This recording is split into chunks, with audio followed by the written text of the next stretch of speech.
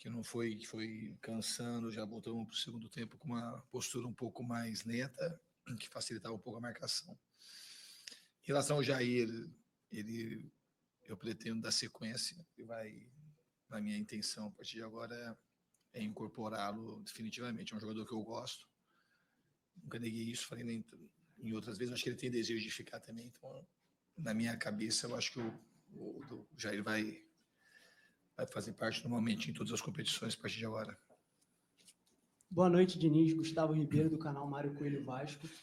Hoje o Vasco sai de São Januário com um resultado muito positivo, uma vitória por 3-0, mas eu queria te perguntar a respeito do desempenho. Você sai de campo satisfeito com o desempenho da equipe? Você viu evolução em relação às últimas partidas? Não, acho que todo mundo viu evolução em relação ao último jogo e ao penúltimo jogo. A equipe jogou muito melhor no primeiro tempo, foi muito bom. A gente foi mais agudo.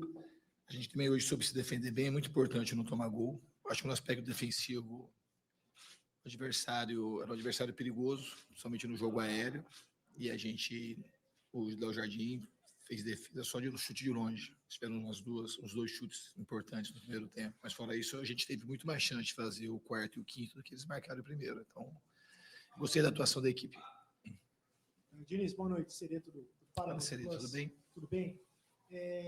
São 5 jogos, né, agora no comando do Vasco, nessa segunda passagem. Você está mais satisfeito do que você enxerga problemas no time do Vasco? Qual a avaliação que você faz do seu trabalho até agora no comando do Vasco? Certamente estou mais satisfeito. Assim, no fundo, eu estou satisfeito, né? Mais satisfeito, menos satisfeito. Estou satisfeito. Estou feliz de estar aqui no Vasco. Acho que a gente tem um elenco com bons jogadores que estavam performando abaixo do que eles podem. Acho que a torcida, eu acho que meus maiores desejos, minha missão aqui, talvez é conseguir conectar o mais rápido possível o time com a torcida, porque a torcida ela joga bem, o Vasco joga bem sempre aí, sempre incentivando, deu um show no Maracanã. E eu acredito que os jogadores, 2 semanas que eu estou aqui, eu estou assim, jogando de uma maneira bem prática. Desde o dia que eu cheguei, eu acho que os jogadores estão evoluindo, têm muita vontade de trabalhar e o futuro é promissor. Boa noite, Fernando Diniz. Mais uma vez, parabenizá-lo, né, pela vitória, pela classificação. Eu queria até continuar a pergunta do meu colega Jonathan, do BTB, a respeito do Jair, que hoje a gente lá de cima vendo o jogo na cabine, aí viu o Jair, eu acho que ele tem uma técnica mais refinada na volância do Vasco. Apesar de ter uma característica um pouco mais lenta, mas é um jogador que deu uma contenção. Ele jogou ali na contenção e deu até esfriou um pouco ali a defesa do Vasco, a bola diminui um pouco, apesar que do minuto 3 ao minuto 8 do segundo tempo, ele errou 3 bolas praticamente ali simultâneas, até você foi orientá-lo, foi falar com ele, inclusive 2 deu um contra-ataque e uma o juiz marcou falta.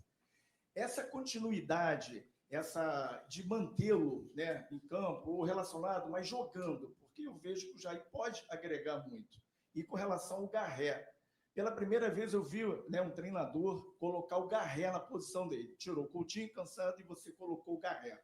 Então o Garré eu acho que já deu para notar que ele tem uma técnica também. É um jogador que procura buscar o jogo, cadenciar o jogo.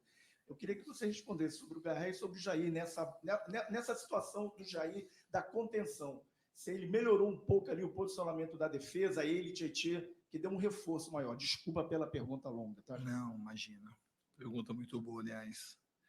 Eu vou começar pelo Garré. O Garré é um jogador que eu conheço muito pouco.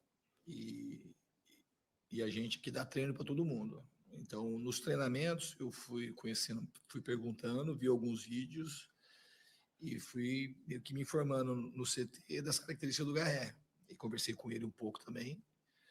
E, principalmente nos últimos treinos, ele mostrou qualidade e me deu segurança para botar ele no jogo. Ele joga nessa posição, embora se ele jogasse como ponta, seria um ponta mais com a característica do Nuno um pouco do que do Ryan. Seria um ponta que entraria para fazer como Adson. Então ele pode jogar de 10, porque não tem uma grande diferença comigo, dependendo quando joga o Adson, o Nuno e o Coutinho, se chegasse o Payet no termo da construção. O jogador provavelmente ele vai entrar para ser mais homem de meio de campo.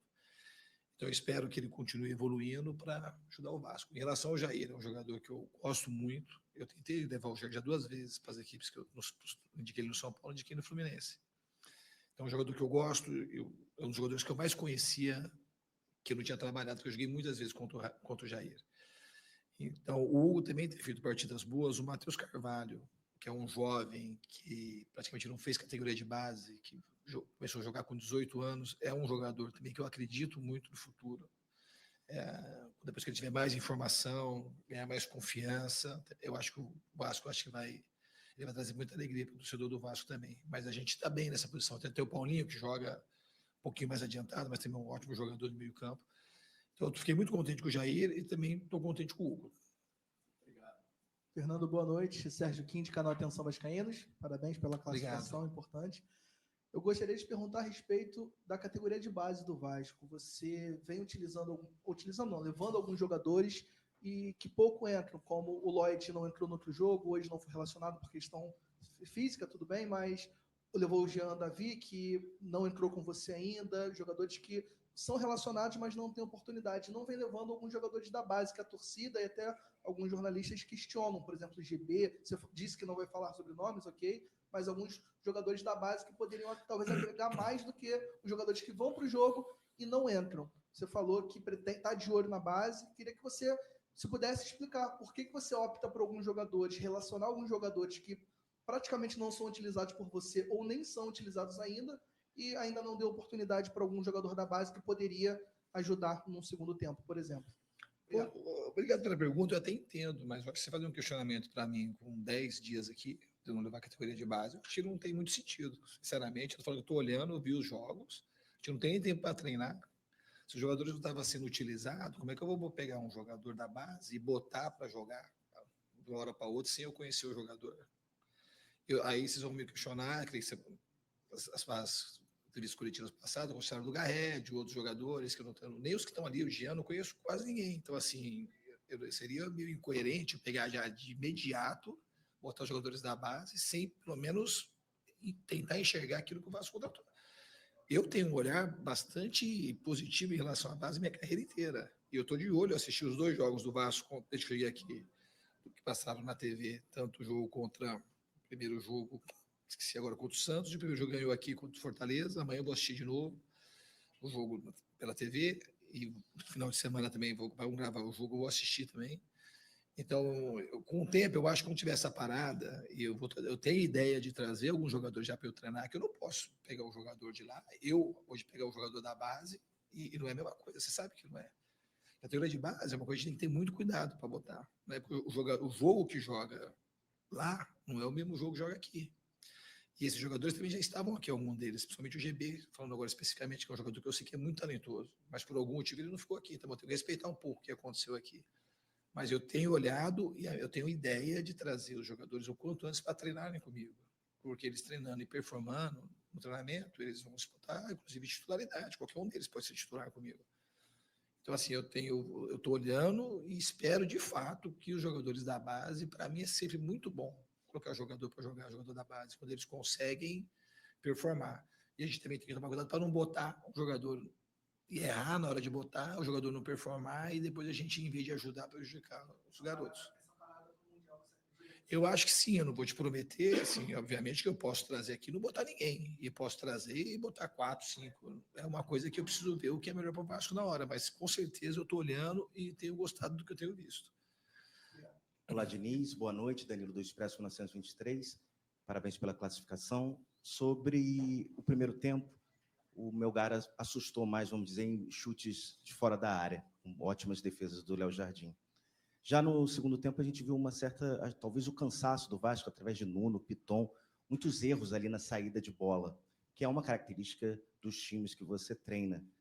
Como é que tem sido esse treinamento? Porque hoje eu senti, apesar da fragilidade do Melgar, umas bolas bobas, vamos dizer, displicentes, entregues pelo Vasco na entrada da nossa área, que poderia causar problemas. E um segundo ponto, sobre Maurício Lemos, está no banco, como é que ele está fisicamente? Eu sei que ele foi contratado até vindo para ser como titular, e ao mesmo tempo a gente está vendo a dupla João Vitor e Luiz Gustavo muito bem, da base, e também o Lucas Freitas, Quer saber como é que está o Maurício Lemos nesses treinamentos contigo. Obrigado. Eu tenho gostado muito do Maurício nos treinamentos, inclusive ele podia jogar ele, hoje jogaria ele ou o Lucas Freitas. O Lucas também foi contratado inicialmente para jogar, para um jogador que joga com o pé canhoto, como o Luiz Gustavo, que tem uma certa facilidade. E o Maurício também é um ótimo jogador, que pode jogar a qualquer momento. Eu tinha dúvida até de quem ia sair jogando hoje. Os dois treinaram ontem. Eu gosto, eu conhecia pouco o Lemos também, que ele veio jogou no Atlético, mas não foi assim um titular absoluto. Mas é um jogador que nos treinamentos eu tenho gostado muito. Em relação a nossa, no segundo tempo, os vacilos que a gente deu, eu concordo com você. Acho que a gente ficou um jogo muito mais lento do que devia lá atrás. Mas eu não atribuo só ao cansaço. Acho que tem um pouco do cansaço. A gente teve 2 dias só do jogo do Fluminense para cá, que foi um jogo desgastante. E no fundo é um acumulado. Se vocês repararem, eu não tenho mexido quase na estrutura do time. Então é um time que tem jogado sequencialmente, os mesmos jogadores. Então o cansaço, ele viria. Mas eu acho que, além do cansaço, teve um pouco, se a gente tivesse o jogo empatado, ou o jogo estivesse perdendo, esses erros que aconteceram, eles não teriam acontecido da maneira que aconteceu, pelo menos naquela quantidade, não. Então a gente tem, é uma coisa a se corrigir. Ao mesmo tempo, conforme a gente vai jogando e treinando, a gente consegue, na minha cabeça, performar melhor nessa questão da saída. Ter mais agilidade, cometer menos erros. Olá, Diniz, aqui. Rafael Silva, do canal Colina em Foco. Parabéns pela classificação. Você tem priorizado, principalmente, um mesmo time, não tem mudado tanto na estrutura. E eu queria que você explicasse, ao meu ver, uma opinião que eu tenho, é que quando o Vasco, no segundo tempo, não consegue manter o mesmo nível. Evidentemente que é complicado também, se tratando de Coutinho, Ryan, que desde que você começou a comandá-lo, tem jogado muito bem, o próprio Nuno. Mas até que ponto você atribui que esses jogadores não conseguem performar tanto, principalmente hoje, por exemplo, estava 3-0, o que faltou para fazer o quarto? E assim, é falta de confiança, ritmo de jogo, principalmente se tratando do Adson, que é um jogador que ano passado vinha como titular, teve uma lesão importante, voltou, ainda não conseguiu entregar aquilo que a gente espera, até mesmo o próprio Garré, que ganhou a primeira oportunidade. Queria que você analisasse quanto a isso. Falta ritmo ou é confiança ou algo do tipo? Obrigado. Eu acho que pode faltar um pouco das duas coisas. E hoje também, assim, a gente não... Na realidade, a gente teve pelo menos 3 ou 4 chances muito claras para fazer pelo menos 1 ou 2 gols no segundo tempo. E, assim, no futebol, a gente quase conta a história de trás para frente, né? Então, se tivesse 5-0, a gente que o tom das perguntas mudaria, mas o jogo não teria mudado. A gente não teria jogado muito melhor. A gente jogou bem o primeiro tempo, melhor que o segundo. A gente teve chance muito clara, teve um gol sem goleiro que a gente perdeu. Só que o Flamengo teve umas 4 chances claras. A gente poderia ter feito, mas não invalida a tua pergunta. Eu acho que falta um pouco do Adson. Ele teve uma lesão muito importante. Às vezes ele sente um pouco de dor ainda, que pelo que eu apurei, ele está melhorando essa questão da dor.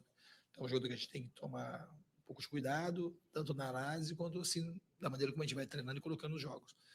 E o Garré, ele jogou, a primeira vez que eu vi ele jogar foi hoje. O Alex Teixeira também entrou com bastante mobilidade.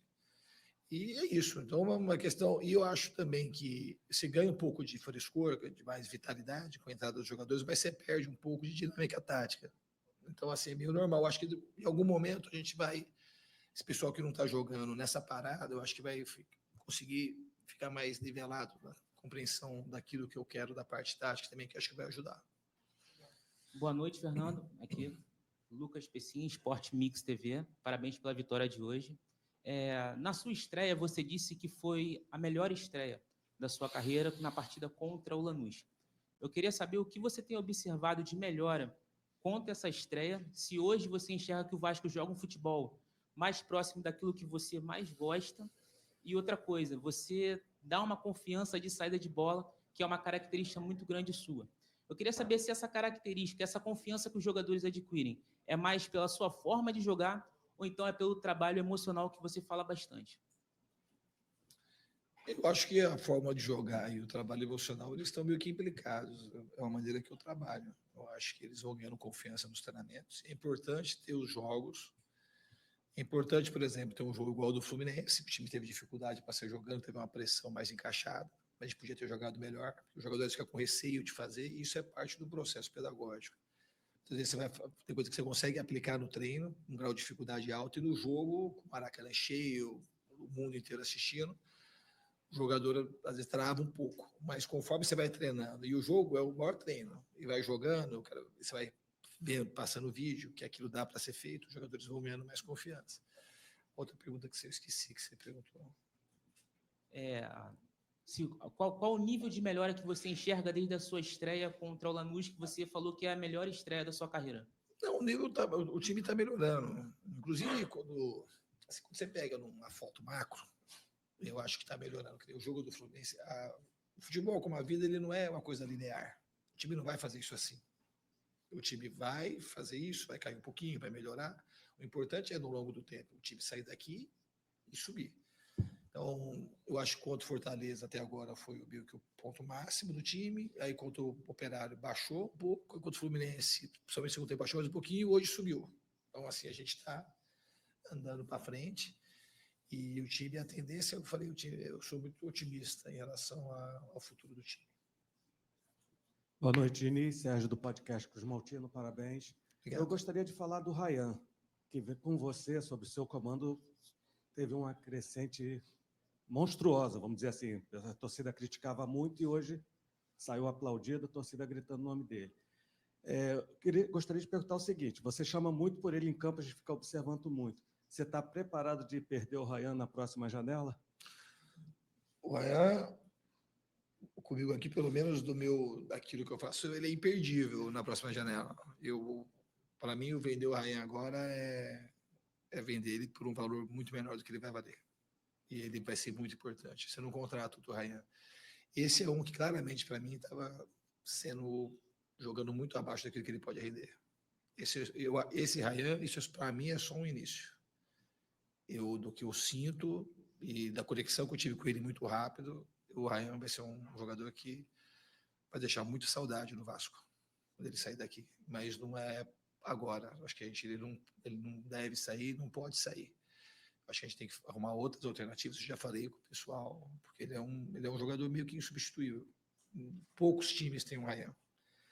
Esse Ryan que eu imagino que vocês estão começando a ver diferente agora. Aquele outro Ryan, ele jogava muito abaixo daquilo que ele poderia. Ele é um jogador que eu conto muito aqui. Faz parte muito daquilo que eu projeto para o Vasco, no futuro próximo. Aqui, professor. Boa noite, Eduardo Alves, da Vável Brasil. Ainda sobre o Ryan, eu queria saber se seu trabalho com ele, como é que ele tem sido, se é mais focado em passar informações para ele, ou, de repente, um trabalho psicológico. E você falou um pouco sobre essa importância dele para o time. Como é que você tem tido essa conversa pós-jogo com ele? A gente percebe ele muito entusiasmado em campo e nas entrevistas pós-jogo também.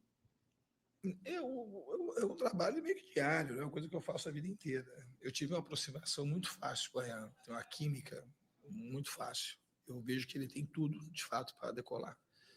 Então, eu tenho uma entrada muito fácil com ele, eu estimulo muito no treino, estimulo muito no jogo, pego no pé, dou carinho, mas é uma relação muito próxima. Parece que eu já conheci o Ryan há muito tempo. Diniz, boa noite. Lineker Bionde, canal A Hora do Vasco, parabéns pela vitória. Você fez uma rotatividade durante o jogo, agora no segundo tempo, muito pela questão física, e a gente percebeu que algumas peças saíram por isso. Só que uma coisa me chamou a atenção foi a permanência do Pablo Verratti. Eu queria que você explicasse o porquê o Pablo Verratti, mesmo tendo 36 anos de idade, não foi substituído, né? Essa ideia de rotatividade por questão física, e se no elenco você encontra uma saída para quando ele faltar, se for o caso. E se não, se o mercado do meio do ano vai fazer diferença nisso. O mercado pode ser, mas acho que o Alex Teixeira pode jogar ali, fica um 9 de mais mobilidade. O Ryan pode jogar na posição do Verratti, seria um 9 com muito mais mobilidade, seria um 9 mais ou menos como joga hoje o Dembélé no PSG. Então, assim, não é uma coisa que eu estou extremamente preocupado. O fato dele permanecer no campo, acontece uma coisa muito parecida com o Cano no Fluminense. Dificilmente saía, dificilmente tirava ele de jogo. É também uma questão de conexão. Não é que tem 36. Eu não sou um cara que me baseio muito pelo GPS, pela idade. Eu sou mais de sentido que de medir. E costumo acertar muito mais do que errar nessa questão. Então, eu perguntei para o Verratti como ele estava, ele falou, eu aguento, se precisar pode deixar que eu fico. Então, eu acho que tinha outros jogadores mais cansados, Obviamente que vai ter um jogo ou outro que eu vou optar por tirá-lo para descansar. Tinha 5 trocas para fazer, eu acho, no jeito que estava o ambiente do jogo, se eu pudesse, eu tirar, se tivesse uma sexta troca, eu teria tirado o Veguete, mas o Paulo Henrique estava já meio que do limite. Todos aqueles jogadores que saíram hoje, saíram, se não todos, a maioria, por conta de cansaço. Diniz, tudo bem? Bruno Murito, do GE. Eu queria te perguntar sobre o Felipe Coutinho. Ele foi desfalque no último jogo e o Vasco acabou sentindo muita falta dele, né? E hoje, assim, talvez, lógico, não foi a partida mais brilhante dele, mas mesmo assim ele consegue participar dos 2 primeiros gols do Vasco com um simples toque ali, né? 2 passes que parecem simples, mas não são. Queria que você falasse um pouco de como ele facilita assim, o seu estilo de jogo e a chegada do Vasco ao ataque mesmo com ele. Eu já falei mais de uma vez, é um presente para mim trabalhar com o Coutinho. Eu acho que também é outro jogador que tem genialidade. Eu acho que o Coutinho teve uma carreira brilhante, que, na minha opinião, deveria ter sido mais brilhante. É um jogador muito raro. Então, poder contar com ele, para a gente facilita muita coisa. E eu acho também que ele está... É outro também, assim como... Né, engraçado isso, que são 2 jogadores de idades completamente diferentes, mas são 2 jogadores que eu tive uma conexão muito, muito, muito rápida. Então, o Coutinho, eu acho que ele também vai entregar muita coisa boa para a torcida do Vasco. Diniz, boa noite, Vitor Seta, do Jornal Globo. Eu queria te perguntar de novo sobre o Verratti. Eu notei, acho que os amigos também notaram que ele está participando muito mais da construção. Hoje fez um gol fazendo um movimento ali de facão, recebendo bola em profundidade. Eu queria te perguntar se esse tipo de movimento, esse tipo de participação do Verratti é uma instrução sua ou é uma questão natural ele se adaptando ali do novo estilo de jogo? Eu acho que tem um pouco de uma adaptação ao treino mais, né? E não é uma instrução clara. Conforme o time vai se moldando nos treinamentos e nos jogos, ele vai percebendo os espaços e, obviamente, a gente vai otimizando isso também, dando instrução. Acho que combinação dessas coisas. Ele fez um gol, podia ter feito outro de facão também. Não vai fazer mais o gol de pé do que estava fazendo antes. Não vai fazer, eu acho que não vai fazer, já começou, né? Acho que não vai fazer só gol de cabeça. Diniz aqui atrás, Matheus Guimarães do Lance, parabéns pela classificação. Obrigado. Diniz, eu queria que você atualizasse para a gente a situação do Paes, no jogo contra o Bragantino ele já vai estar disponível, ao menos para ser relacionado, e também, voltando um pouquinho na questão do Jair, o Gumora também não joga no sábado por conta da suspensão, 3º cartão amarelo, e aí imagino que seja um quebra-cabeça ali, que você vai ter um pouco de dor de cabeça para montar, já que o Jair jogou hoje, mas tem essa questão envolvendo o 7º jogo, e aí ele não pode ser transferido para outro clube, caso seja um desejo do Vasco. O Jair também não vai jogar pelo Campeonato Brasileiro, e aí você tem como opções Forza, Matheus Cocão, enfim, como é que você avalia essa questão do Jair? Então, o do Payet, a gente está monitorando, ele está bastante tempo sem jogar e ele ainda sente um pouco de dor no joelho. Então, se ele reunir condições até sábado, obviamente a gente vai tentar aproveitá-lo, mas não sei se vai ser possível. Em relação ao Jair, isso é uma coisa que talvez esse cenário mude, porque o Vasco nunca falou assim, nós precisamos tirar o Jair daqui. Não foi isso que aconteceu. Tinha 6 jogos, aí eu cheguei, eu falei que eu tinha interesse em utilizá-lo, porque eu gosto do jogador, sempre gostei. O Jair também tem um desejo de ficar, ele tem uma questão salarial, porque o salário, ele ganha, conquistou, é um salário alto para os padrões do Vasco, mas é uma coisa que a gente está se acertando. É um jogador que eu gosto, então não é uma coisa que o Vasco não quer arrancar o Jair daqui, não é isso que acontece. Eu acho que está entrando assim num consenso. O desejo do Jair também é um desejo meu e também um desejo da diretoria para o Jair ficar. Obrigado, Fernando Diniz.